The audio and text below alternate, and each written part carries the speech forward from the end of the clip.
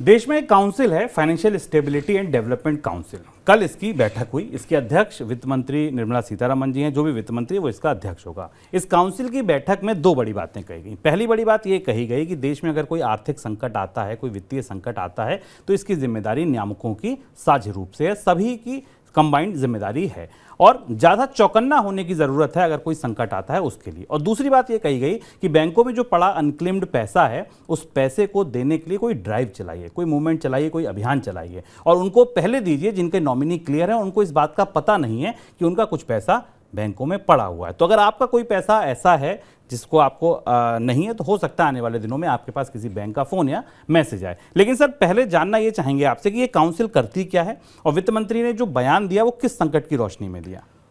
ये जो काउंसिल है जिसको हम FSDC कहते हैं, इसमें भारत के जितने भी वित्तीय नियामक हैं वो सब एक साथ शामिल होते हैं। इसमें RBI भी होता है, इसमें इंश्योरेंस रेगुलेटरी डेवलपमेंट अथॉरिटी भी है, इसमें PFRDA भी, पेंशन फंड रेगुलेटर भी है, इसमें SEBI भी है। जितने भी प्रमुख वित्तीय नियामक हैं वो एक साथ बैठते हैं।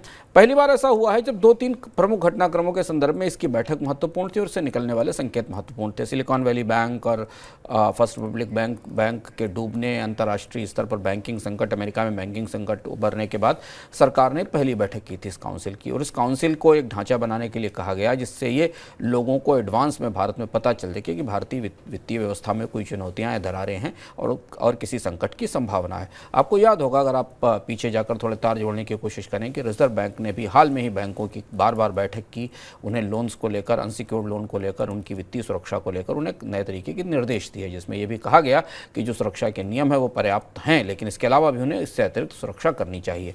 सरकार के भीतर इस बात को लेकर काफ़ी हलचल है कि बैंकिंग और वित्तीय उद्योग में तरह तरीके के दबाव बन रहे हैं मौजूदा परिस्थिति में और उन्हें देखते हुए इस काउंसिल को अपनी जिम्मेदारी निभानी चाहिए और आगे आकर अपने ऐसा एक तंत्र विकसित करना चाहिए जिससे पता चल सके कि वित्तीय ढांचे में किस तरीके के संकट हैं। नसीहत अमेरिका से ली गई है, जहां अब हमें दिख रहा है कि मझोले बैंकों में कई एक बड़ी संख्या मझोले बैंकों की संकट में फंसती दिख रही है।